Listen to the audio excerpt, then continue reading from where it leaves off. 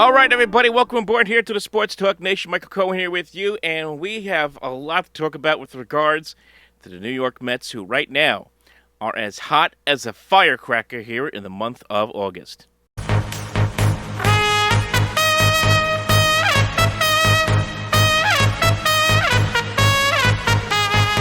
And welcome aboard, everybody, again. Michael Cohen here with you, and right now, as we sit here, the Mets right now enjoying a rare off day. Right now have been playing some of the best baseball they have played all season. They right now stand at 73 and 39. They are 34 games over 500. By far and away, right now, putting together a season that is one of the best in franchise history. And already people starting to make those comparisons, those lofty comparisons, if you will, to 1986 already. I think it's a little bit too soon right now. I'm ready to pump the brakes on that. But the excitement is palpable. I mean, everyone watches these games at Citi Field. It is an absolute madhouse. Last weekend against the Atlanta Braves, where the Mets took 4 out of 5 against Atlanta, that crowd was into it every single game. And we had temperatures that were like 102, 103 outside during those games. It was blazing hot. Everybody came out to the ballpark last week. And, of course, the Mets were as hot as could be in that series against Atlanta and sent a big-time statement to the Braves, sending them basically limping with their tail between their legs out of New York. And what adds to that even more for the Mets is they've kept their foot to the pedal against a bad team like the Cincinnati Reds, swept them out of New York. And you look at the record overall since the All-Star break. Folks, the Mets are 15-2 since the All-Star break. 15-2. They're right up there with the Dodgers. They're right up there with the Padres. I know those are the two teams that are really the biggest challenge that the Mets have to worry about. And certainly the Mets have had their fair share of battles with those two teams already this year. But they're right up there right now, and they are playing as confident as you could possibly play right now. And the question that I have, and I think a lot of Met fans have, is how much longer can this continue? Can this team continue to play with this kind of intensity? Can this team continue to parlay this tremendous starting pitching and this ability to get big clutch hits when we get to serious, and I mean serious, October baseball? That's going to be the big question. That's all that's left to answer here at this point. At this point, you expect the Mets to win this division going away. Within the next 4 to 5 weeks, they should be in position to clinch this division and put it away and get ready for the play and start thinking about getting ready for the postseason. But the big question again is going to be, how can this team finish this off? I think that's really the only question we got left. They have answered a lot of questions. They had the challenges against Atlanta. They've answered those so far. Against in L.A., and I know they'll see the Dodgers again in a couple weeks at the end of August. They split that series. They had difficulties with San Diego. That's still a question that has to be answered, possibly in playoffs. They faced the Yankees 2 games. There are a lot of questions here. How are they going to do against the Yankees? Right now, at the time, we're the best team in baseball. Swept them 2 games at Citi Field. And Citi Field is becoming the place to be right now. I mean, when you get into the 9th inning and you have Edwin Diaz coming out and you have him coming out to Narco and people going absolutely ballistic and crazy. He's had that song forever, by the way. He's had that song since he was in Seattle. But it's just now, as this team is red hot and as he has been pitching great baseball, people are starting to catch on to it. And the Mets are starting to become a bigger story. I think one thing that really sticks out to me is, as far as where the Mets are right now, the trade deadline. And a lot of people got upset because the Mets didn't make the big move. They didn't get the big splash, didn't get Juan Soto. Obviously, the Nationals were never going to trade him in the division anyway. They didn't get Wilson Contreras or David Robertson. A lot of people, including myself, thought the Mets should have tried a little bit harder to get Robertson. Certainly should have tried a little more, maybe, been willing to bite the bullet and give up a minor leaguer to get another relief pitcher in here, but the Mets felt the cost was too steep. And a lot of the guys the Mets were targeting, like a Robertson or Andrew Chafin, it did not end up going anywhere anyway. That said, the moves they did make so far at this point have been paying off. I mean, Daniel Voglebach, Tyler Naquin, Darren Ruff, those 3 guys have been killing the baseball. And you take a look at Vogelbach, 15 games, 44 at-bats, 11 hits. He is hitting at, right now, 341. He has 2 home runs, 10 RBIs, 4 doubles. He is, of course, seeing a big guy like him running around the bases is a lot of fun to watch. He has got the fan base giddy for that matter because he looks like a regular fan. He looks like some guy out of a beer league who just stepped onto a major league field. He's a lot of fun to watch from that standpoint. And what is great about Vogelbach is, yes, he is a lefty. Yes, he's a left-handed hitter who's a righty specialist. Totally get that. But the fact is, this is where Buck Showalter comes in. He puts these guys that the Mets just brought in here in positions to succeed. Tyler Naquin gives him a couple of games here this week against the Cincinnati Reds, a team that he knows, obviously, because he played with them. And he has a huge series. And right now, Naquin hitting at 367 in 10 games with the Mets. Has 2 doubles, 2 triples, 3 home runs, 7 RBIs. He's hitting at 367 right now. He's playing good baseball right now as well as he gets acclimated to this. And Darren Ruff, who was not a popular trade because a lot of people did not like, and I understand it, they didn't like the Mets losing those 2 minor league pitchers that they had to give up to get him from San Francisco. But again, the Mets are putting him in a position where only he can succeed against the right matchup against left-handed pitching, and he is hitting right now 333. Has 5 RBIs. So all these guys are delivering because Buck Showalter and his coaches know where to put these guys in positions to succeed. And that's what's most important. That's the biggest takeaway you can get from the new acquisitions that have come here. Obviously, Michael Givens, the reliever the Mets picked up late from the Chicago Cubs, has been inconsistent. I would be, if you asked me what's my biggest concern moving forward, would be the bullpen. I still think that's a major concern for the Mets as we move into September and then obviously into October with the playoffs.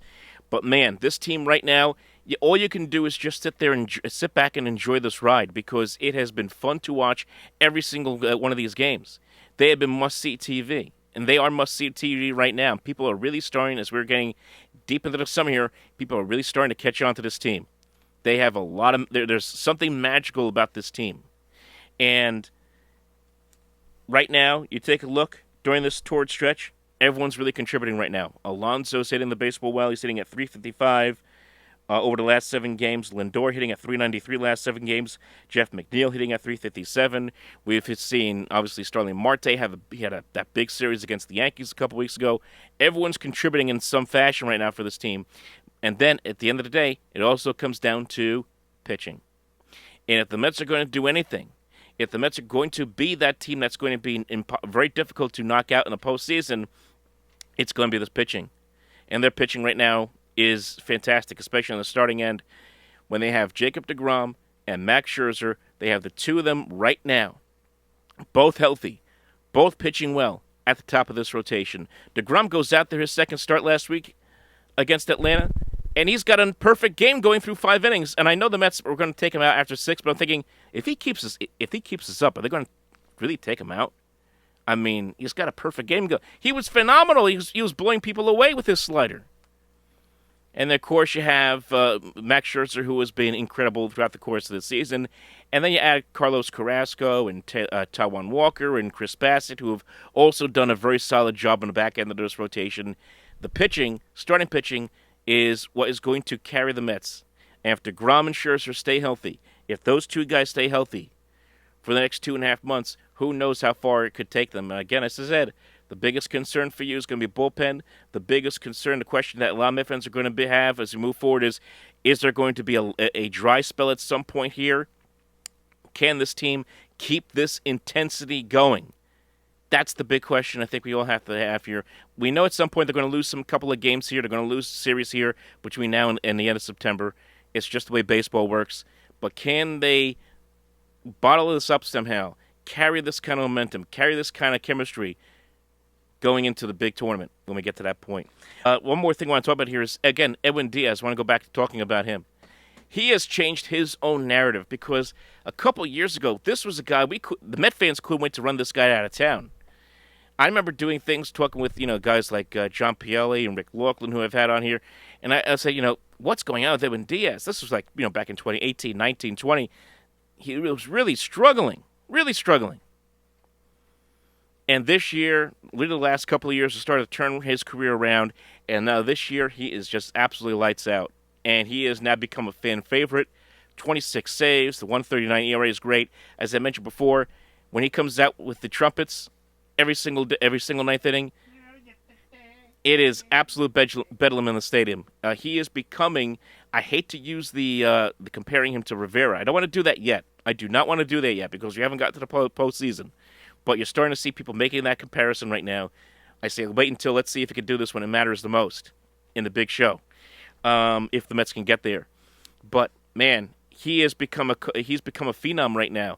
It'll be interesting to see if the Mets can keep him around long term because he's a free agent at the end of this year. And that leads into my last point on the Mets, and that's this. Is this a now or never kind of season right now? Because it's been such a magical run. It's been such a magical ride so far. You have to wonder, not only can they keep this going, but not only can they keep this going for the rest of this year, but can they keep this kind of trend going beyond this year? You know what I'm saying? And the Mets have a lot of guys who are free agents, key pieces. They have deGrom, who's a free agent.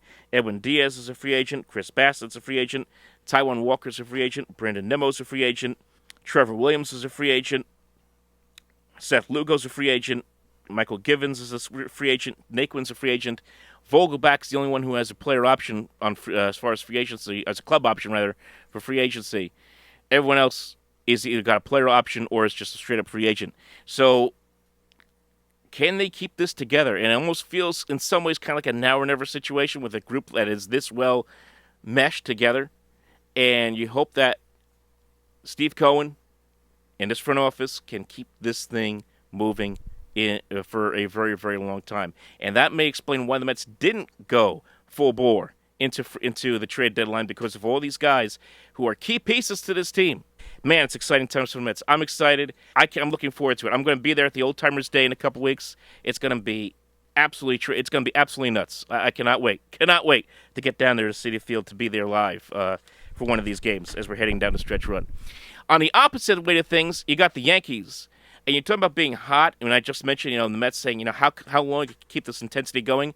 The Yankees, remember they were so hot for so long all season? Now they are ice cold. In fact, it feels like their season went on the fritz as soon as they left Citi Field, because the Yankees are going, that's it. They've gone straight down the drain with injuries and inconsistent pitching.